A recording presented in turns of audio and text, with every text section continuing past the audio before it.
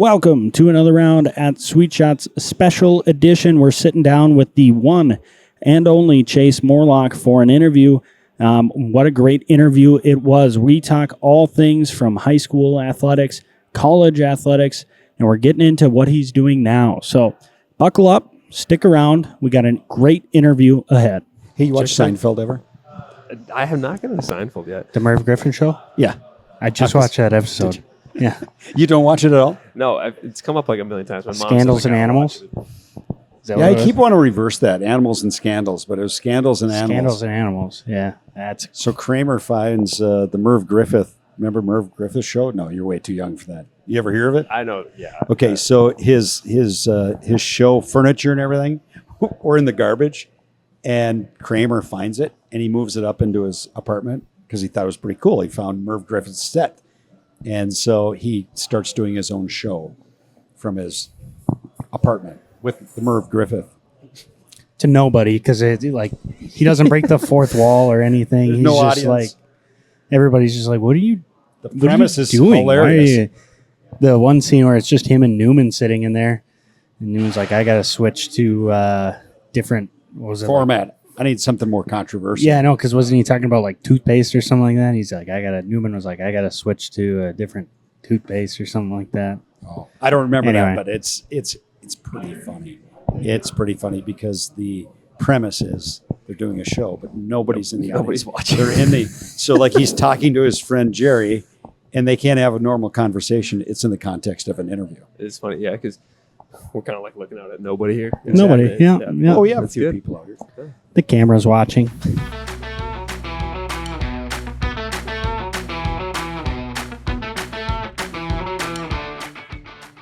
All right, we're excited for our first guest of season 3. We do have a local legend. Chase Morlock is with us. Chase, welcome to the show. Another round. Hey, I can't wait. It's great to be here. I think legend might be stretching it, but hey, let's go, man. Well, I use the word legend. We've become friends, and through a couple different ways. Our church, through church, Chase, you're a faith-filled person, as are we, and so we've spent some time together through our faith and through the fitness center. We're going to talk about in detail that you own and operate, Rise Fitness, and we've done a little. We've sampled a little golf together. You've taken some lessons. Yeah, I've been testing Mark's abilities as a coach, but we've been taking a little bit. And as a true athlete, I think we even went and shot some clays once Dang with right. your father-in-law, and you showed us all how to do it. So welcome to the show, Chase. Hey, thanks. It's great to be here. I'm excited for this. So he mentions you guys went out and shot some clays. How did that go from your perspective? I don't know if you had to coach him at all, because I've got a story when he tried to coach me in the clays. Was it a successful trip? I honestly thought me and you, we showed up. We held were our own, rolling. yeah. And that was like my first time, one of my first times doing it. I thought it was pretty lights out for just hopping on. He was you. And we were standing next to each other at the first. Yeah, we go. represented. We did just fine because there were guys held it with like fancy clothes and like real guns, We were just nice true guns. athletes coming in. You find a way to Tracking it with hand-eye. Knocking them down. Actually, Chase, you probably outperformed everyone that day, I would Yeah, think. I think the fun thing is I shoot lefty because I'm left-handed dominant, so Hey, I'm there getting you hit go. with shells constantly because everyone has right-handed shotguns. I didn't have a shotgun of my own at that time, so I'm popping them while I'm getting hit with the shells. That is a true athlete. That's a whole other adversity, aspect. man. Yeah. You're the same way, aren't you? Yeah, You yeah. shoot left-handed? Yeah. So the first time we went out, well, I went out. He'd been out a couple times. And we go out there, and he's showing me the ropes. He's making golf analogies, right? It's like going to the driving range. You just kind of do your own thing, and you show up, and you get your practice in. And we get there, and I'm in charge of the, when he says pull, I'm in charge of the button. There it goes. Okay. So he gets set up. He's like, all right, now when I say pull, you hit the button. There it goes. So I was like, all right, I'm on it. He goes, all right, pull. Hits it. I don't remember if he hit it or whatever. Probably hit it. Probably hit it, right? But it was a little early from what he had expected. So he turns around and he goes, hey, you got to wait until I say pull. There goes another one. He's like, hey, why? I'm not even ready. Why are you? There goes another one. I'm like, I'm not even, look, my hand's off of it. I'm not even touching it right now. I'm getting irritated with him right now. Here we have the machine set to automatic, so it's voice controlled. And we did not know that. We Didn't walked even know up that there. was a thing. Things rolling. I would have told him, hey, Dad, you can't control the birds out there. They're going to come by. They're going to come by whenever. You got to be ready. That should have been what I said. Yes. That it was just comic. It was like, we're talking each other up. We're like, okay, no, this is doable. We're going to fit in. It's just like a driving range. And all of a sudden he's yelling at me because I'm not timing the poles correctly. And we got this whole thing set up wrong. It was might have been because I paid for 25 and I didn't want to. That's probably what it is. What the heck? We only got so many. Yeah. Anyways. So, we went off a little tangent. And that's part of the show, Chase. We just kind of wander a little bit where it takes. But that's an example of athleticism, being able to apply, your sports and your ability to other things. Lucas, I know you've got a little summary of Chase and his accolades and some of his accomplishments. Do you want to start with some of that high school stuff? Well, yeah. So for those that maybe don't know you, I guess the easiest way to say that, when you say local legend, we're talking the realm of NDSU football. I mean, you were part of the championship run, right? From kind of that 2012 to, and I would include 2016. I know the championship didn't happen, but that's one a of sore spot for me. Yeah, sorry. We'll bring it up early. We'll get it out of the way. I got there 2013 through 2016 season. I didn't redshirt, so I had 4 years, so it was a little bit shorter stint there. But yeah, the 2016 season I was a captain on the squad that blew the streak. But no, it was a lot of good. Any great championship team, you're gonna have adversity, right? But I thought it was cool watching how the following team, the team came back and they got it done again that following year, which was kind of like a resolve for all of us in that we were beaten down. We had some of our studs out that the final game, and James Madison came in and they were a really good team, and we just didn't quite have the juice to get it done there. But I was going to include it on a good run. I mean, that was a historic game against Iowa. I mean, they were ranked 11th, and I'm good friends with Cam Peterson, who was just a sophomore. Yep. Kicking a final second field goal to beat the 11th ranked team in the country on national television in a packed stadium. I mean, that was that'd be a high point. So that's why I included that in that run. I mean, that's a phenomenal run, but it started kind of back in high school, and you have football accolades, which I wasn't able to track down if they still held up, but I had that you had the records for most TDs, total yards, and yards per carry. Do you know, do those still hold up? I actually don't know, but if they are, they're probably gone now. Or Otis, he probably passed some of them up. Jade Lawrence, we've had some good backs that followed like right after me. From Jade Lawrence right into Otis, and then now we got Tay Reich. I don't know if I'm saying his last name properly, but he's gonna be the best of them all. I think he's already got some big time offers. Well, they just had a heck of a game against Alexandria. They're number one in the state right now. Moorhead is. Alexandria is number 2. Comes down to a last second field goal, kind of like a heavyweight battle. They're knockout blows all over the place. So quite the program coming from Moorhead High School. And football is one thing, but you also wrestled. And I know that state champion, right, in 2012? Yep. Yeah, so that would have been my junior year of high school. So wrestling, a lot of people don't know this because I obviously went and played football in college, but wrestling is by far my favorite sport. Is that right? Okay. Were you better at wrestling than football, I would say so, yeah. And I shut down I was getting probably bigger offers for wrestling, but it's a tough sport. It's a grueling sport. I was kind of burnt out. I was doing it hard from kindergarten, basically. Really? On, and then, junior year, I really kind of turned it on freshman year. It's like, okay, let's go. I started learning how to like really put even more hard work and effort, and that started paying off. And then sophomore year, I ended up taking 4th at state. But what catapulted me forward, I was even just saying like my athletic career, was I got tossed. For those that don't know what tossed in wrestling is, I got basically thrown in a headlock in the 3rd place match at the state tournament, and I got pinned, and that stuck with me, man. Like that was just a brutal moment for me in my sports career, because going for that 3rd place match, get thrown, and getting pinned in wrestling, for especially at Moorhead, and the mentality they instilled us is like, we just don't get pinned. And that happened, and the second that happened, I said, I'm never getting pinned again. And that I worked as hard as you could possibly work in any off season, and went forward. And that was the following year that ended up going and winning the state championship. So that kind of catapulted, but also kind of pushed me forward in football as well. I took a different level of like hard work, discipline. It's like, this is not going to happen again. Yeah. Isn't that a cool lesson when you look back at it? I mean, maybe one of your lowest moments as an athlete to that point motivated you to achieve more and to do better. Yeah, it's like we talk about, every great championship team, business, whatever it's going to be, you're going to have adversity, and it's like, how are you going to handle that adversity? What are you going to do about it? We all have to answer that. Okay, what are you going to do after it happens? That's what's fun to watch, high level competitors and champions come out, because it's fun to watch what happens after those low moments. And we always talked about that in golf.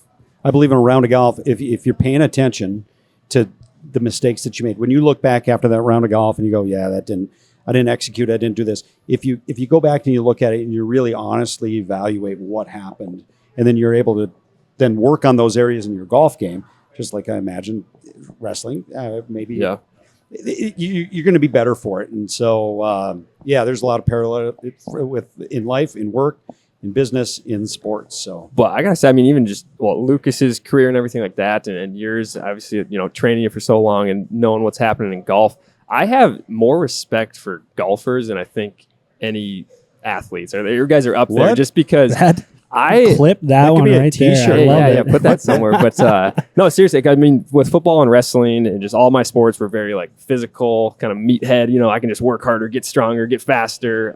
Obviously, a ton of mental game goes into the back end of film and all that good stuff too. But I have tried, and I took lessons with Mark, and like I said, he had his work cut out for him. And golf is a sport that I just cannot seem to wrap my head around. I don't know, like the athleticism, and I think the mental toughness of golfers is incredible. So like and I'm in a stage of life where it's hard to put the time and effort, and actually like I truly believe you can learn and grow and growth mindset and then figure it out, and I don't have that time to put in right now. But man, you get on the golf course and I crumble. I thought I was a mentally tough athlete until I get on a course and I'm just like, I don't even want to be out here. I'm just that bad. And to Mark's earlier point, I mean, the mental side of it after the round, there's so much more that goes on during the round.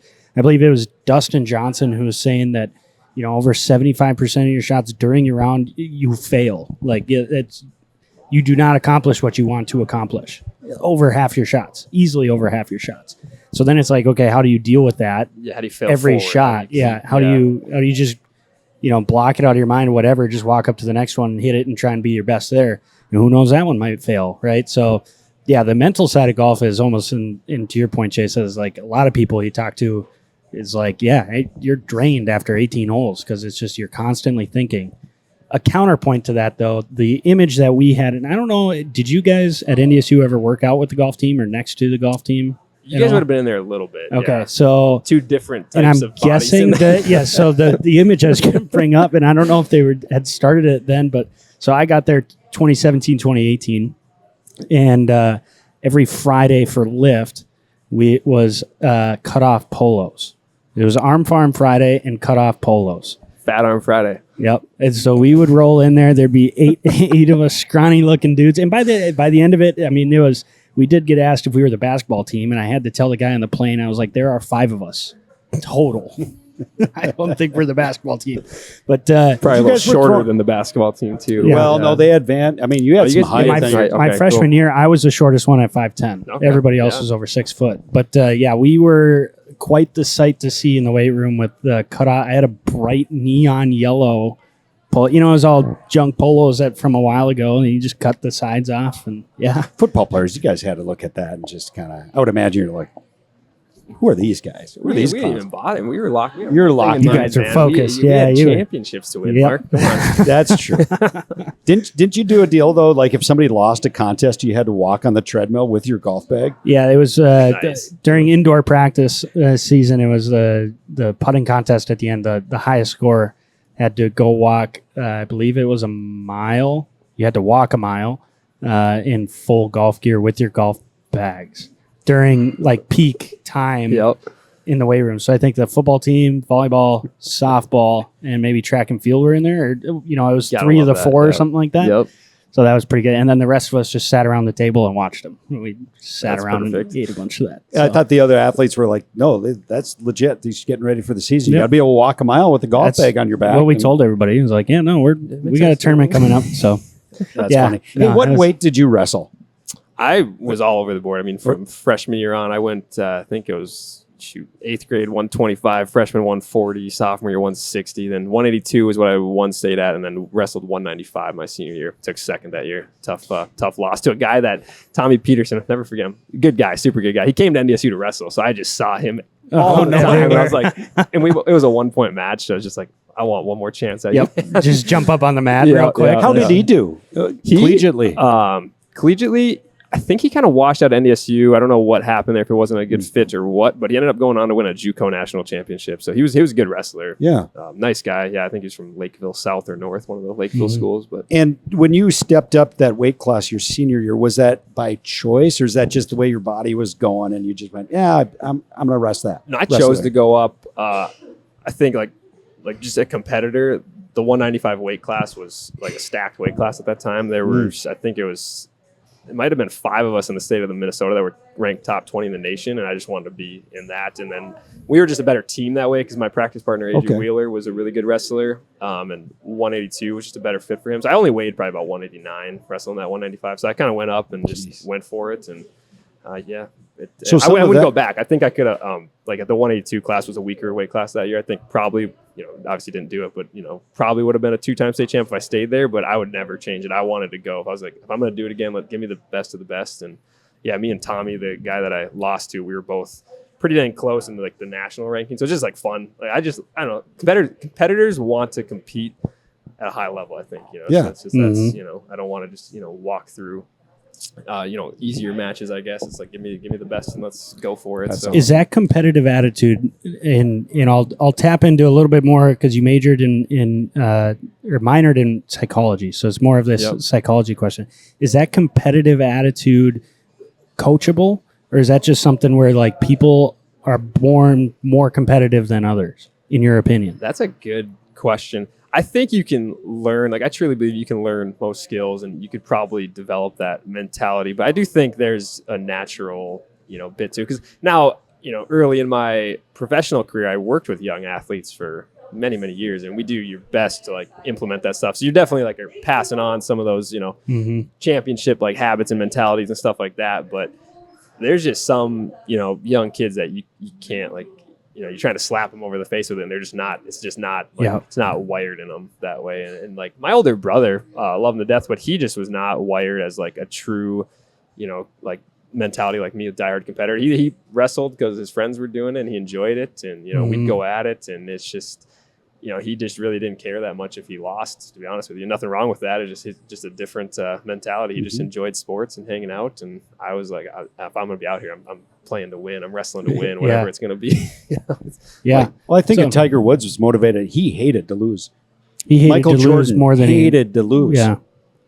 More than he liked. I mean, winning's great, right? But he despised losing. Yeah. So something to that. Yeah, absolutely. And I think, just as I got out of it, and now, like you were saying, in my professional career, I mean, there is, and I started coaching at Shanley now, so I'm in that high school realm, but there's definite differences. Yeah. And you can't force someone to exactly, want it, but you can teach them a lot of the tools and tactics, but ultimately they got to have something inside of them that's kind of burning. Something that's got to click. There's got to be a little bit of a killer instinct inside that you got to tap into. I love sports. I could talk about sports psychology all day long. I love that's why I love wrestling so much, because that's why it's my favorite sport, because it's me versus Mark.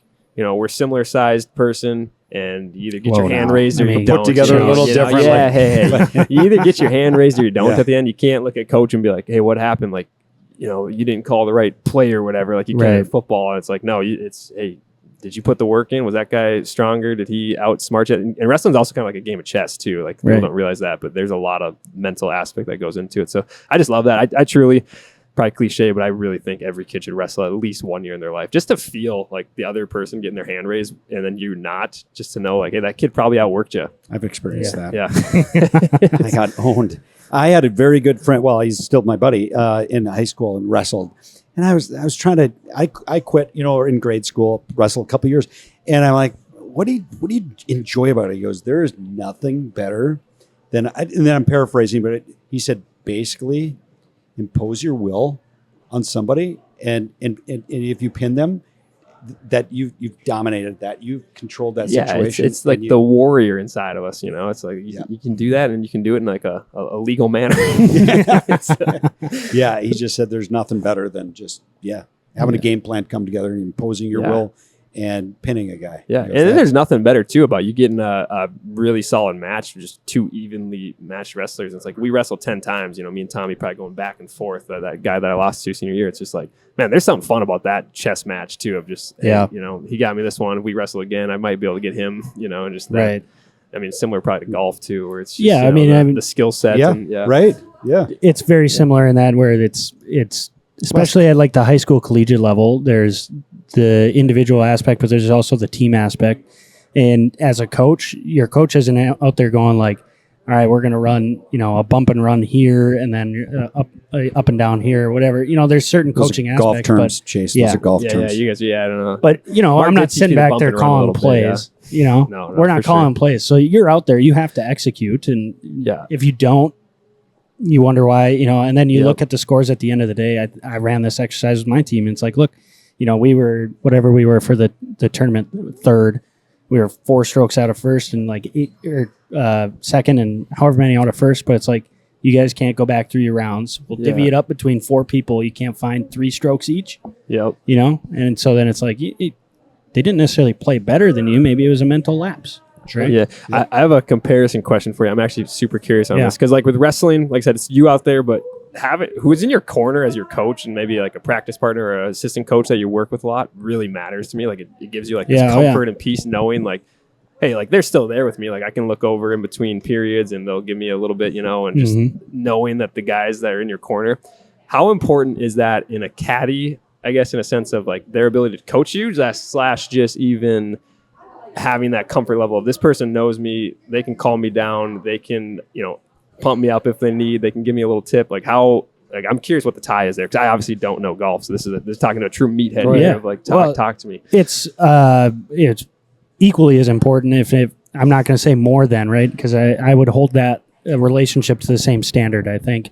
You know, and that's part of the reason when I go and play competitively with a caddy, I'd love to have Mark on the bag for me because he's worked with my swing growing up. We know what to say to each other, and more times than not, if something's going wrong, we know the solution. It didn't sound like that on the trap shooting. That is completely different, right? We're talking golf here, right? But then, you know, you look at collegiately, when we were playing collegiately, he wasn't able to be there all the time. I can't have a caddy. So if you're playing on a team, you don't have caddies. And that's kind of where the coach and assistant coach kind of step in. And the way that Coach Kennedy did it at North Dakota State was, I believe, and that's kind of how I've taken my coaching philosophy, was perfect. He was there not to tell you, hey, it looks like your swing is wrong or you're doing this wrong, but it's how can we work with what you've got? And he was there to remind you of how good you can be. And I think Larry Murphy, legend in the area, is still probably the most positive person I've ever met. And that was kind of his role. And so if you're ever hanging your head, you know, one of my favorite stories was Coach Kennedy. I was kind of not having a great round. He'd come up to me. Instead of telling me, you know, hey, what's going on? What can I help you with? He just looks over. He goes, what song are you singing right now? Like, I don't have a song in my head. And he starts singing the song that he's singing. So now you're thinking about, okay, well, I'll get my mind off of golf or whatever. So to be able to have somebody, to your point, where you can kind of look over there and be like, yeah, you know, center you a little bit. Yeah, just kind of brings you back because you know golf's got all the mood swings, right? You go from everything. So super important. And the caddy relationship, you look at the PGA Tour. I mean, these guys, you look at like a Jordan Spieth and Michael Greller. I would say they're equally crazy, and so they're like talking about minute details of like where to aim. And then you've got like a Ted Scott and Scotty Scheffler who are betting. Like if Scotty Scheffler makes 10 chip-ins in the season, Scotty gives him like 10 grand or something like that. Or Ted gives him like 10 grand or something like that. You know, so it's that relationship is very important because you are spending 6 hours on a golf course with them too. Yep. So, hey, before we get into what you're doing professionally and your impact on young people and adults, before we talk about Rise Fitness and everything you got going on, I have a little wrestling golf connection. So my golf coach in college up at I won't go there. Yeah, up at tough UND, loss, tough loss. Yeah, tough loss. Up at UND, my coach, Rob Stiles. Okay, Rob, legendary coach up at UND. Rob grew up in California and he wrestled. And that was back in the day, and I'm going to say the 50s, when it was one class. So you're not you're not Oh yeah. class A, double A, Yep. Yeah. whatever. You're true. One class. And I may have the years mixed up or whatever, but I believe, and I'm going to tell a story, and I could call Rob. I thought there was a 3-time state champion wrestler in California, but football was his college sport that he played, and he ended up being a running back for, I believe, the University of Washington. And you can look it up, but he played in a Rose Bowl even Wow. as a Yeah. halfback. Yep. So the story goes, the Olympics, and I don't know what year, I'm going to say 1960 Olympics.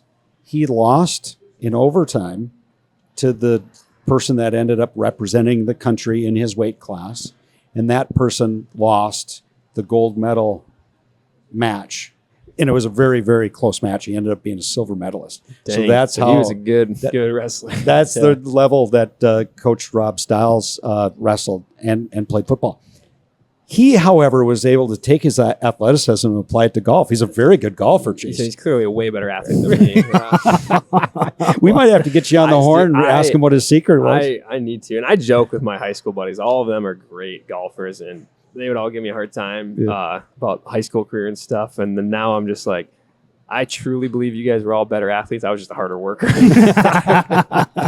Well, there's something to that too, right? You're just going to outwork them all. So Yep, yeah, absolutely. Yep. We'll get you back to golf. You've got a lot going we'll on. get You there. got a family, a great wife. You got you're juggling three kids, now. Yeah. So we'll get you back to golf when the time's right. Yes, we're gonna. Yeah. No. Yep. You have I can't other wait. things going on like triathlon and things like that. Yeah. But can we segue over to what he's got going That's perfect. professionally? That's perfect. So my wife and I, we've been my wife longer than me and more active than me, but she's been with Pam's Rise stuff. Fitness since like when do you think? It would have been Garage. So Pam, Mark's wife was one of the original members of the gym in like my mom's garage where it all started. So it would have been 2018, somewhere 2018. Yeah. Okay. So tell us about your business, Rise Fitness, and everything you've got going on. How did you come up with it? Oh, this is what I want to do, and it's clearly a passion for you, and you're doing well. Can you just give us a little background to how it happened? Yeah, the quick story is, so Rise Training Fitness, I was born, so during my junior year of college football at NDSU,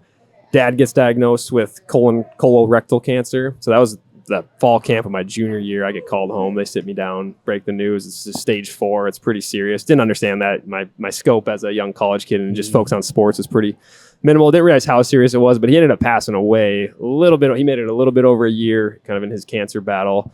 Passed away from it in 2016. And then I finished out that season. So it was just a tough year all around. So Dad passes away, captain on that season, or captain of that team. And then we end up losing to James Madison in the semis, I think it was. Yeah. And then, kind of blew the whatever championship streak. Not that big a deal. It's just, it was a tough time, trying to eat all that. But, so I moved home shortly after that just to help my mom through the transition. And I still had 1 year of school left, and I didn't redshirt. So I had, all my buddies were playing. So that was the true like low period of my life, trying to figure, okay, what's next? And I was studying exercise science. So I had a little bit left. I started as a business major, switched to exercise science. So basically I had to start over and take the full 5 years. And now I own a business, and it's like, probably could have used some of the business major. But so I moved all the equipment home. And honestly, it started with my mom. She was just like, hey, Chase, I saw what happened to Dad. And my dad, love him to death, great man, but just wasn't taking care of himself. He was, 300 plus pounds and had a stressful sales management job and was, eating a lot of fast food. He enjoyed his beers, had multiple just about, and he just, wasn't drinking a lot of water, don't know if I saw meat or salad. So all the stuff like I'm preaching and teaching on a day-to-day basis, just with like fitness and nutrition, my dad just wasn't doing it. And he could have used, a guy like me or someone in this position with a business like mine to like get him going, because a lot of his stuff was just all those things he was doing was a precursor to colon cancer. So, that's kind of where I started. Started with my mom. She's like, hey, will you train me? Because she wasn't doing, the best either. She was doing a lot of similar habits to my dad. And it's like, cool, let's go. So we started training her, and she's come a long way. She's still training today, almost 8 years later, whatever it is now. And, it started with her, and then she brought her sister, and then her best friend Tammy joined, and Pam joined shortly after that. So Pam was one of the originals. Then we had the Wilkies, some dear friends from church, and the Hagensons, and kind of had our original core start in the garage, and it was crazy. My mom lives in a cul-de-sac, and we were out there 5 a.m. banging tires, making noise. My neighbors are just like, what is going on? And then word got out, started training athletes as well. Will Borgen started training in the garage back then, and some high school athletes and some middle school athletes, and kind of rolling from there. And now, fast forward time, we've moved buildings 3 times to where we are today, which is, just in Moorhead, just north of Menards, about a mile. But we just actually separated, so ended up kind of selling the athlete portion of my business to ETS, who's heavily tied to Adam Thielen. Obviously, the people around here will know Adam well, and I got to meet him, and our missions aligned, and we decided to kind of team up because they wanted to be up here and training athletes. And so we said, hey, all right, you guys do what you do best, which is training the athletes. So ETS Performance was kind of launched in Moorhead. And they're in their own building now too, not too far from us. And then Rise Training and Fitness, we kind of refocused on what we do best in our mission, which is helping adults win at fitness and nutrition. So, and who we're serving is, really adults 40 plus. We have people 40 all the way up to, I got a 76-year-old, and then, there's everybody filled in between, and it's cool. It's not, it's just helping us, lose weight, get healthy, be moving better. Get tons of I say most of us now, all the consults I do, we all sit 90% of our day. So it's just all the stuff that comes with that. And just, there's a lot that goes on. And I understand it now too, being a dad, how easy it is. I didn't understand it early on in my career, just being a young 20-year-old, and now being 30 years old with 3 kids. I can see how easy it is to kind of, the day-to-day stuff gets losing, or to see what happened to my dad, where it's like, hey, it's easy to just, grab the beer, or to not hit the gym, or you're tired, you're exhausted, I haven't slept, all this stuff. It makes sense to me now how many people and why this happens, where we put on that weight we don't want. We get tense because we're sitting all day long, and we just need to get stretched out and all that good stuff. But yeah, it's come a long way. That's a really brief version of the story, but yeah.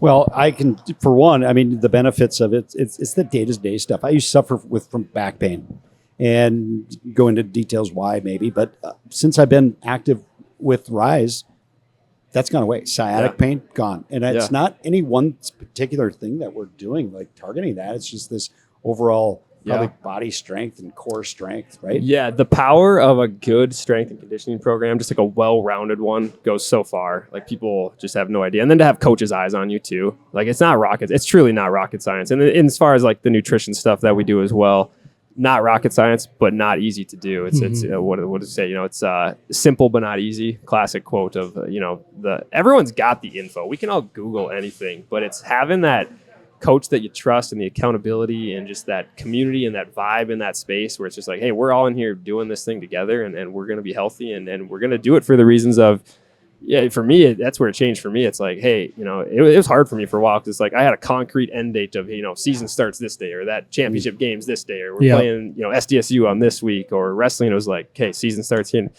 But now getting into life, it's like, hey, I'm truly just training just like everybody else, where it's like, I just want to be healthy and do my very best. Can't control everything, but I just want to do my best to make sure I'm around to, walk my daughter and son down the aisle. Because my dad didn't get to meet my wife or any of my kids or anything like that. And it's just like, there's not a scare tactic or anything. It's just like, hey, that's a motivator for me I want to do what I can to make sure I am healthy, and stuff happens. You can't control everything, obviously. You could be the healthiest person ever and still get a cancer diagnosis or something crazy. But we know from studies and science and all that good stuff, like all the stuff that we're doing, it heavily increases or improves your chances of not getting that stuff, right? So how many days a week do you recommend a person?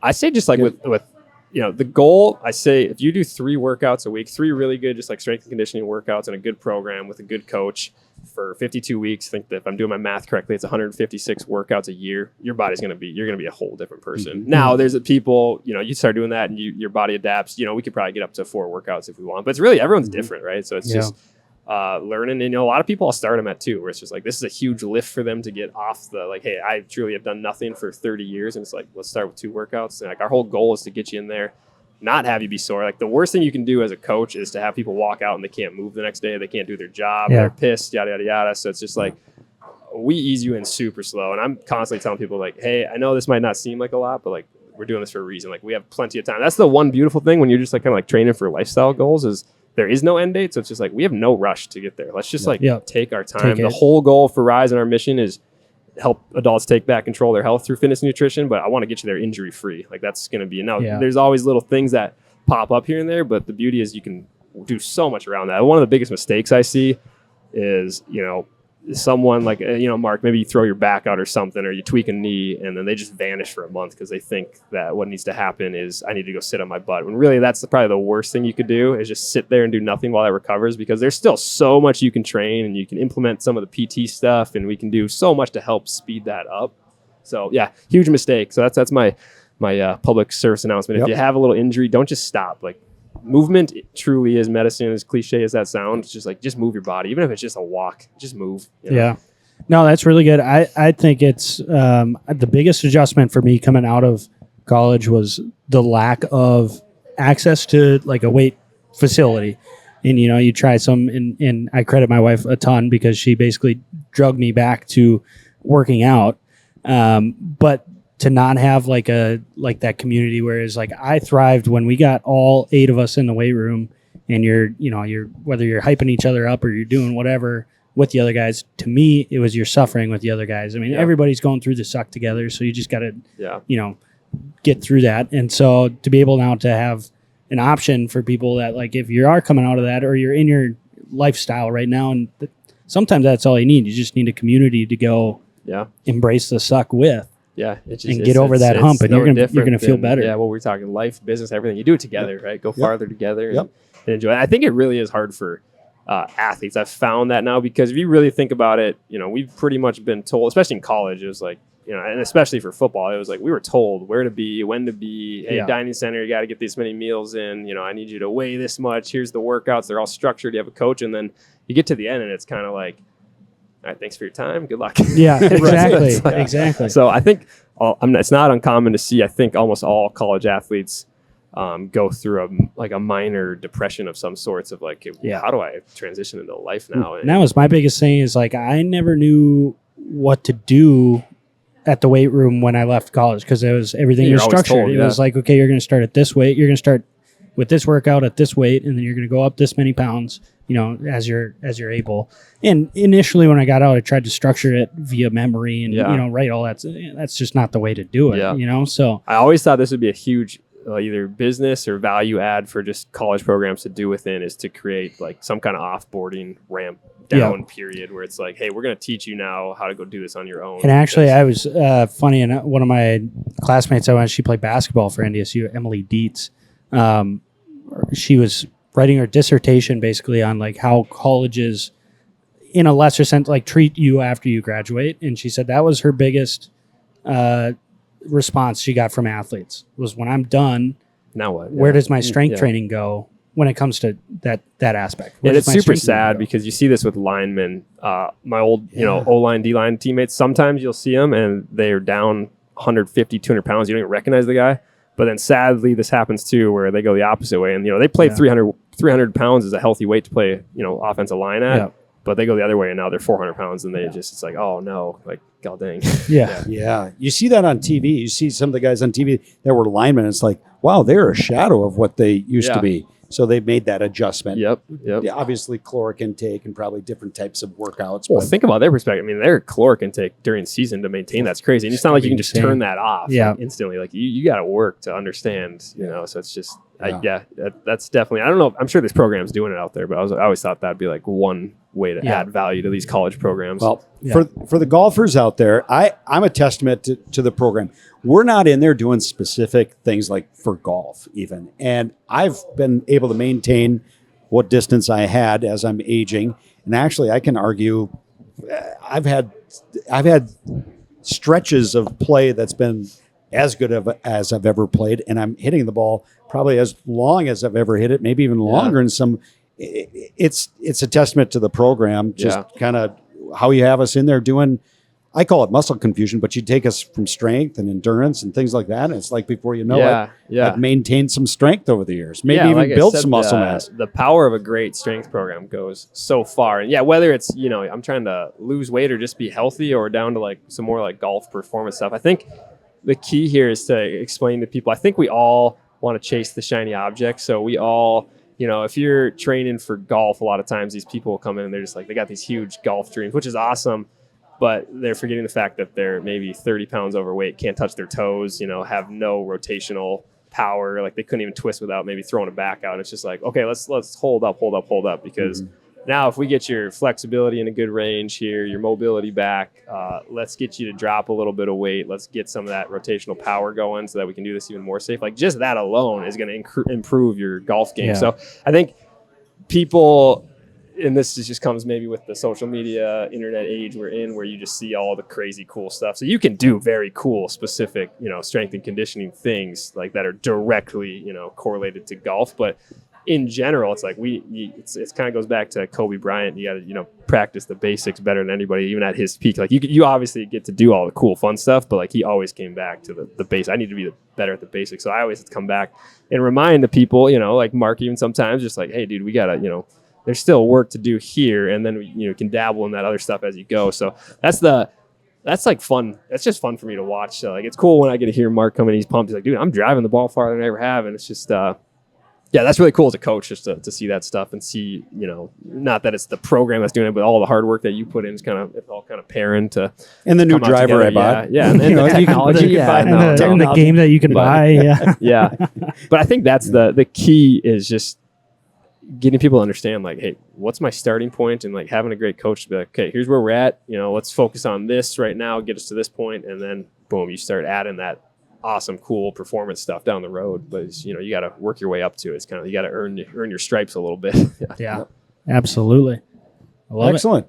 So as we kind of wrap up, if folks are interested in finding out about more what you're doing, what's the best way to do that? How do they get a hold of it? Yeah. Go to the website, risetrainingmn.com, and then book a consultation. So we sit down, and it's a long process, and it's completely free. So it's 45 minutes with either myself or our head coach, Megan.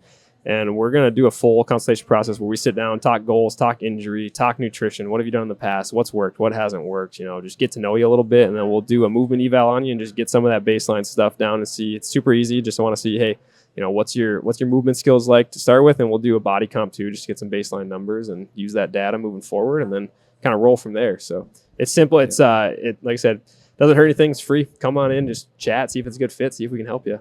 And your staff's fantastic. Yeah. I don't know how you do it, but every one of those folks, you can tell they care. Yeah. They're invested. They're engaged. So surround yourself with good people and people much smarter than yourself.